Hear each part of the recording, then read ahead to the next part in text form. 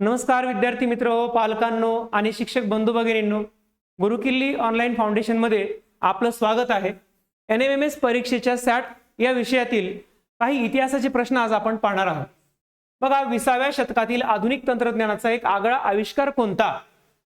तर बघा, या 20व्या शतकातील म्हटले, 20व्या शतकातील म्हणजे 1900 नंतर। मग आता एक आगळा वेगळा आविष्कार कोणता? तर पोवाडा, छायाचित्र किंवा लोकगीत नाही, तर तो काय आहे? तर चित्रपट आहे। एक आगळा वेगळा आविष्कार आहे, म्हणजे इतर मनोरंजनाच्या साधनांपेक्षा काहीतरी वेगळं साहित्य, वेगळं साधन किंवा वेगळी कलाकृती समोर आली आणि ती जनमानसांच्या समोर आल्यानंतर तिच्याकडे सगळ्यांचं लक्ष केंद्रित झालं। बघा, चित्रपट हा वेगळा आविष्कार आहे, पण तो कधी आला किंवा कधी तो निर्माण झाला? तर 1913 मध्ये सगळ्यात अगोदर चित्रपट निर्मिती केली, तर ती कोणी केली असेल? तर ती आहे दादासाहेब फाळके। दादासाहेब फाळके। मग दादासाहेब फाळके जे आहेत त्यांना मराठी चित्रपट सृष्टीचं जनक असं म्हणतात। का? तर 1913 मध्ये त्यांनी राजा हरिश्चंद्र हा पहिला मूक चित्रपट प्रदर्शित केला होता। त्यानंतर 1913 मध्येच त्यांनी आणखी एक चित्रपट प्रदर्शित केला, त्याचं नाव आहे मोहिनी भस्मासूर। त्यानंतर सत्यवान सावित्री 1914 मध्ये असे अनेक चित्रपट त्यांनी प्रदर्शित केले। एकूण 95 चित्रपट आणि एकूण 26 लघुपट त्यांनी प्रदर्शित केले, म्हणून त्यांना चित्रपट सृष्टीचे, भारतीय चित्रपट सृष्टीचे जनक असं म्हणतात मित्रांनो। मग आता यांनी जे चित्रपट सृष्टीचे जनक आहेत त्यांच्या नावाने दादासाहेब फाळके पुरस्कार भारतीय चित्रपट सृष्टीत प्रदान करणं सुरू झालं। तर ते 1969 मध्ये सुरू झालं, म्हणजे 1969 मध्ये पहिला दादासाहेब फाळके चित्रपट पुरस्कार मिळाला। आणि हा पुरस्कार कोणाला मिळतो? तर तो या अभिनय क्षेत्रामध्ये किंवा छायाचित्रणामध्ये, अभिनयाच्या क्षेत्रामध्ये अतिशय महत्वाचं, महनीय असं योगदान देणाऱ्या व्यक्तिमत्वाला तो पुरस्कार दिला जातो। तर तो 1969 मध्ये सर्वात अगोदर पहिला दादासाहेब फाळके पुरस्कार विजेत्या कोण आहेत? तर ते आहेत बघा, देविका राणी। देविका राणी। स्पर्धा परीक्षेचे प्रश्न आहेत आणि या घटकावर किंवा एखाद्या कॉन्सेप्टवर प्रत्येक वेळी वेगवेगळे प्रश्न विचारू शकतात, म्हणून देविका राणी यांना 1969 मध्ये हिंदी चित्रपटांसाठी किंवा हिंदी चित्रपटातल्या अभिनयासाठी हा पुरस्कार दिला गेला। चला पुढे बघूयात आपण। पुढे 1970 मध्ये वीरेंद्रनाथ सरकार यांना बंगाली भाषेतील चित्रपटातील अभिनयासाठी हा पुरस्कार देण्यात आला। त्यानंतर आपण अलीकडचा जर विचार केला तर 2024चा जो पुरस्कार आहे, 2024चा पुरस्कार कोणाला दिला गेला? तर तो दिला गेला शाहरुख खान यांना। शाहरुख खान यांना 2024चा पुरस्कार दिला होता। पण मग जर 1969चा पहिला दादासाहेब फाळके पुरस्कार असेल तर हा 2024चा कितवा होता? तर हा होता 74वा मित्रांनो। कितवा होता? 74वा। म्हणजे प्रश्न अशा प्रकारचा येऊ शकतो की 2024 साली शाहरुख खान यांना दिला गेलेला किंवा प्रदान केला गेलेला दादासाहेब फाळके पुरस्कार हा कितवा पुरस्कार होता? तर तो होता 74वा। त्यानंतर त्या 73वा जो आहे, 73वा म्हणजे 2023 साली जो पुरस्कार मिळाला तो मिळाला अभिनेत्री, एक हिंदी चित्रपटांमध्ये अतिशय महान असं कार्य ज्यांनी केलं ते आहेत रेखा। अभिनेत्री रेखा यांना या हिंदी चित्रपटासाठीच किंवा हिंदी चित्रपटातील अभिनयासाठीच हा पुरस्कार दिला गेला। तर बघा, अशा पद्धतीने आपल्याला या जो ऑप्शन आपला करेक्ट आहे ना, त्या ऑप्शन बद्दल आपल्याला थोडीशी माहिती हवी, किंवा स्पर्धा परीक्षा तुमच्या NMMS NTSC वगैरे या परीक्षांना नाही, तर पोलीस भरती असेल, इतर क्लास 3च्या एक्झाम असतील, IBPSच्या एक्झाम असतील, बँकिंगच्या असतील, त्या परीक्षांना सुद्धा असा हा प्रश्न किंवा या भागावर प्रश्न विचारला जातो। चला पुढचा प्रश्न बघूयात आपण। 1450च्या सुमारास जर्मनीच्या टिंबटिंब याने छपाई यंत्राचा शोध लावला। मग कोणी लावला तो? तर त्याचं नाव आहे जोहान्स गुटेनबर्ग।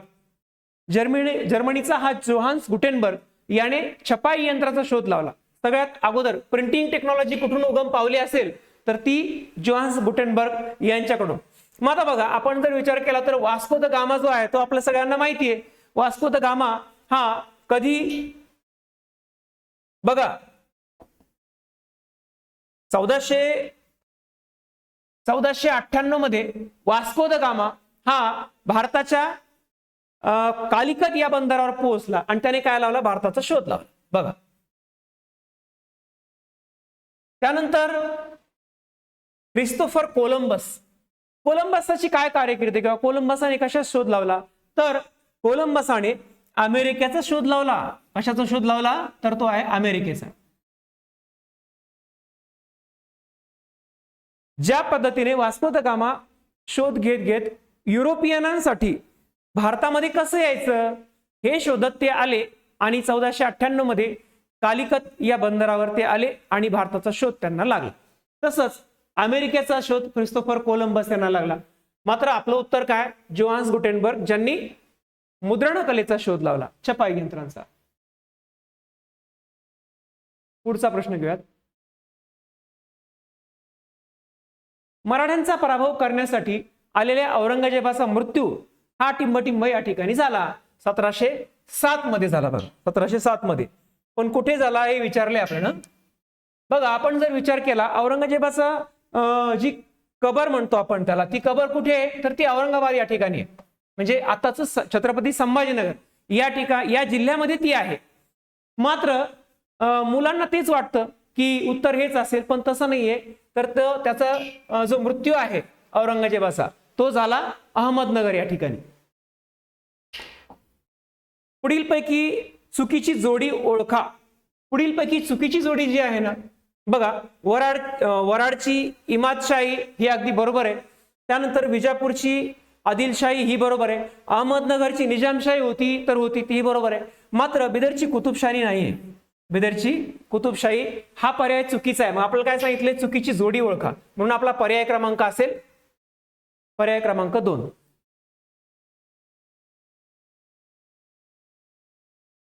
पुढचा प्रश्न आहे, सत्यशोधक समाजाची स्थापना कोणी केली. सत्यशोधक समाज सर्वांच्या परिचयाचा प्रश्न आहे. सत्यशोधक समाजाची स्थापना कोणी केली, तर सरळ सरळ महात्मा ज्योतिराव फुले यांनी सत्यशोधक समाजाची स्थापना केली. बघा, आपल्याला माहिती आहे 24 सप्टेंबर 1873 मध्ये 24 सप्टेंबर 1873 मध्ये ही महात्मा ज्योतिराव फुले यांनी सत्यशोधक समाजाची स्थापना केली. आणि का केली, तर त्या काळी ज्या जातीच्या विशिष्ट समाजावर अन्याय होत होता, तो अन्याय होऊ नये, त्या अन्यायाला वाचा फुटावी आणि आपल्या हक्काची जाणीव त्या समाजाला करून द्यावी, यासाठी 1873 मध्ये महात्मा ज्योतिबा फुले यांनी सत्यशोधक समाजाची स्थापना केली. बघा, आता दुसरे पर्याय जे दिलेत ना, ते पर्यायाकडे आपण जरा विचार करू. त्याचा दादोबा पांडुरंग तरखडकर. दादोबा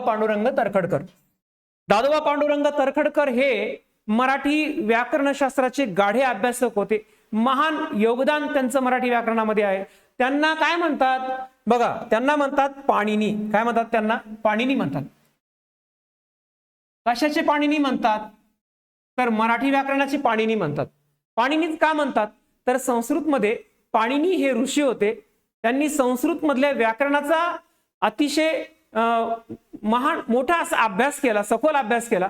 त्यांचे अष्टाध्याय व्याकरणशास्त्र आहे. म्हणजे 8 अध्यायामध्ये त्यांनी व्याकरणशास्त्र मांडलं. त्याची 4000च्या वर जवळपास सूत्र आहेत. इतकं महान कार्य पाणिनींनी केलं व्याकरणामध्ये, संस्कृत व्याकरणात. म्हणून तसंच प्रकारचं कार्य दादोबा पांडुरंग तरखडकर यांचं आहे. म्हणून त्यांना मराठी व्याकरणाचे पाणिनी असं म्हटलं जातं. बघा, त्यांनी काय केलं आणखी, तर त्यांनी 1844 मध्ये काय केलं, मानव धर्म सभेची स्थापना केली. त्यांनी केली मानव धर्म सभेची स्थापना 1844 मध्ये. म्हणजे त्यांच्याबद्दल जर दुसरा प्रश्न आला तर दुसऱ्या अंगाने तो आपल्याला माहित असला पाहिजे. त्यानंतर बघा, स्वामी विवेकानंद सर्वांना माहिती आहे. स्वामी विवेकानंदांचं जीवनातल्या सगळ्यात महत्वाच्या घटना जर आपण बघितलं तर त्यातील सगळ्यात महत्वाची घटना म्हणजे इसवी सन 1893 मध्ये शिकागो या ठिकाणी जी धर्म परिषद भरली होती, त्या धर्म परिषदेमध्ये अतिशय प्रभावीपणे भाषण त्यांनी केलं आणि स्वामी विवेकानंदांच्या भाषणाची जी चर्चा आहे ती भारतातच नव्हे तर संपूर्ण जगभरामध्ये पसरली होती. त्यांना प्रतिनिधित्व देण्यात आलं होतं त्या धर्म परिषदेमध्ये. त्यानंतर 12 जानेवारी हा त्यांचा जन्मदिन, 12 जानेवारी हा त्यांचा जन्मदिन आहे. मग तो काय म्हणून साजरा केला जातो तर बघा, राष्ट्रीय युवा दिन. राष्ट्रीय युवा दिन हा त्यांचा जन्मदिवस जो आहे तो संपूर्ण भारतभरामध्ये राष्ट्रीय युवा दिन म्हणून साजरा केला जातो. त्यानंतर बघा, आपल्याला साधारण गोष्टी काही माहित नसतात. स्वामी विवेकानंदांचं पूर्ण नाव काय, तर स्वामी विवेकानंदांचं पूर्ण नाव काय आहे तर ते आहे नरेंद्र विश्वनाथ दत्त. बघा, नरेंद्र, लक्षात ठेवा मुलांनो, नरेंद्र विश्वनाथ दत्त हे त्यांचं पूर्ण नाव. थोडक्यात अल्प परिचय आपण विवेकानंदांबद्दल बघितला. त्यानंतर दुसरा पर्याय, पहिल्याच क्रमांकाचा हा पर्याय कोणता, राजाराम मोहन रॉय. राजाराम मोहन रॉय बद्दल जर विचार केला तर राजाराम मोहन रॉय हे एक समाजसुधारक होते. राजाराम मोहन रॉय यांनी जसं महात्मा ज्योतिबा फुले यांनी सत्यशोधक स्थापनाची स्थापना केली त्याच पद्धतीने मग राजा राममोहन रॉय यांनी कोणत्या समाजाची स्थापना केली का तर केली. तो कोणता समाज आहे तर तो आहे ब्राह्मो समाज. तो आहे ब्राह्मो समाज. ब्राह्मो समाजाची स्थापना केली. कोणी केली हे माहित असलं पाहिजे आपल्याला. राजाराम मोहन रॉय यांनी कधी केली तर ब्राह्मो समाजाची स्थापना 1828 साली त्यांनी केली. त्यांनी काय कार्य केलं तर त्यांनी सतीप्रथा बंदीसाठी खूप आपलं आयुष्य समर्पित केलं. खूप मोठं कार्य केलं. सतीप्रथा जी अनिष्ट प्रथा होती त्या सतीप्रथेच्या बंदीसाठी त्यांनी खूप पाठपुरावा केला आणि 1829 मध्ये लॉर्ड बेंटिंग या इंग्रजी अधिकाऱ्यांनी त्यांची जी सतीप्रथा बंदीचा जो कायदा होता तो कायदा संमत करून घेतला. अशा पद्धतीचं कार्य हे राजाराम मोहन रॉय यांचं आहे. त्यांना अजून एक उपाधी दिली बघा. त्यांना काय म्हणतात, हा महत्वाचा प्रश्न आहे, इतर स्पर्धा परीक्षांना अनेक वेळा हा विचारला गेलेला आहे. त्यांना म्हणतात आधुनिक भारताचे जनक. आधुनिक भारताचे जनक कुणाला म्हणतात आधुनिक भारताचे जनक तर ते म्हणतात बघा राजा राममोहन रॉय यांना. महत्वाचा प्रश्न आहे, अनेक स्पर्धा परीक्षांना विचारला गेला यापूर्वी. तर आपल्याला राजाराम मोहन रॉय बद्दल हे या महत्वाच्या गोष्टी लक्षात ठेवणं गरजेचं आहे. पण आपला पर्याय काय मग या ठिकाणी योग्य आता तर तो आहे महात्मा ज्योतिराव फुले. चला पुढे जाऊया.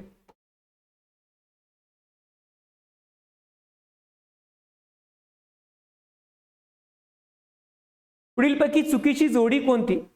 पुढीलपैकी चुकीची जोडी कोणती. आता या ठिकाणी आपल्याला आपला मात्र वस्तुनिष्ठ अभ्यास असणं गरजेचं आहे, वाचन असणं गरजेचं आहे. सालबाईचा तह जो आहे ती जोडी बरोबर आहे, ही जोडी बरोबर आहे. तैनाती फौजेचा करार ही पण जोडी बरोबर आहे. सातारचे राज्य खालसे झाले ते पण बरोबर आहे. या ठिकाणी चुकीची जोडी ना ही आहे, कारण इथे काय 1784 1784 इथे 1884 दिले, म्हणजे आपल्याला गोंधळात टाकण्यासाठी असा पर्याय दिलेला आहे. म्हणून हे पीठचा जो कायदा आहे ना तर तो पीठचा कायदा 1784 साली आलेला आहे. पुढचा प्रश्न आहे, भारताच्या स्वातंत्र्य चळवळीमध्ये जहाल युगाचा कालखंड कोणता. जहाल युग आणि मवाळ युग ह्या स्वातंत्र्याच्या कालखंडामध्ये 3 युग आपल्याला बघायला मिळतात. एक जहाल युग, मवाळ युग आणि गांधी युग. बघा मवाळ युगाचा कालखंड आपण बघूयात.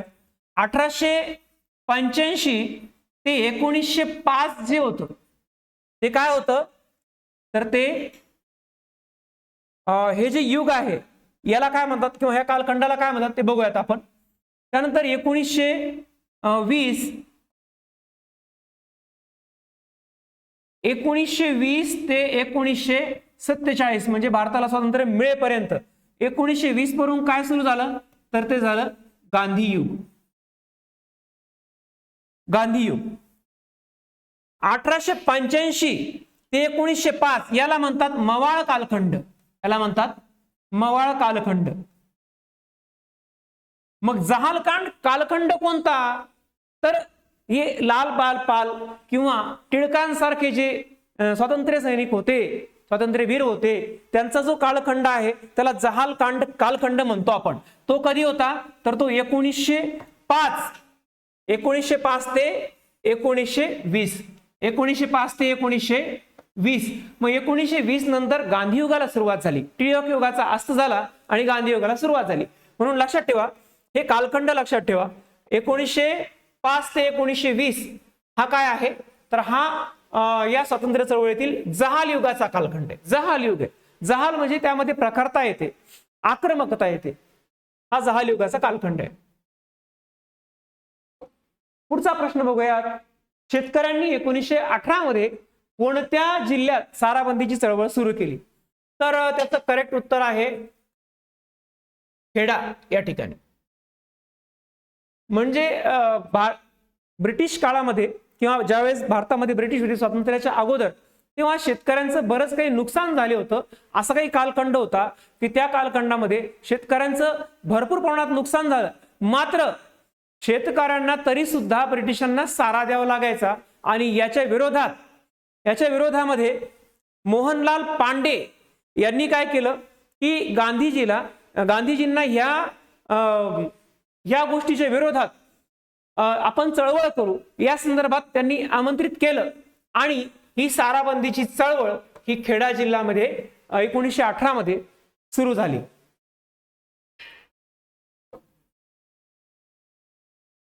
पुढचा प्रश्न आहे बघा, अतिशय सोपा प्रश्न आहे हा. अतिशय सोपा प्रश्न आहे बघा. ह्या चित्रामधील सत्याग्रहीचे नाव ओळखा. प्रत्येक प्रश्नपत्रिकेत एक प्रश्न असतो. आता मागील प्रश्नपत्रिकेचं विश्लेषण आपण बघितलं त्यावेळेस लोकहितवादींचा फोटो आपल्याला दिसला होता. त्यानंतर आत्ता जी 2023ला जी एक्झाम झाली त्यामध्ये लिओनार्डो द विन्सी यांचा फोटो, या महान चित्रकाराचा फोटो याच्यामध्ये बघायला मिळाला प्रश्नपत्रिकेत. असे एक प्रश्न असा असतो. म्हणून यासाठी आपलं वाचन असणं गरजेचं आहे, कारण पुस्तकं वाचल्याशिवाय आपल्याला हे समजत नाही. हे कोण आहेत तर सगळ्यात अगोदर बघा, हे आहेत मल्लप्पा धनशेट्टी. मल्लप्पा धनशेट्टी. मग यांच्याबद्दल जर जाणून घ्यायचं म्हणलं तर बघा, यांना सविनय कायदेभंगाची जी चळवळ सुरू झाली स्वातंत्र्यासाठी, सविनय कायदेभंग चळवळ, तर या सविनय कायदेभंग चळवळ गांधीजींनी सुरू केली. आणि या चळवळीमध्ये यांचा पहिल्यापासून सहभाग होता. या चळवळीमध्ये त्यांचं बघा, हे एका पंढारकर पेढीमध्ये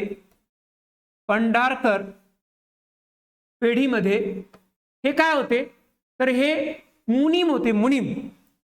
आणि सविनय कार्यभंगाच्या चळवळीमध्ये ज्या ज्या ठिकाणी कार्यक्रम आहेत किंवा ज्या ज्या ठिकाणी सभा आहेत त्या ठिकाणी हे वक्ते म्हणून, यांचं कार्य काय तर हे प्रमुख वक्ते म्हणून कार्य करायचे.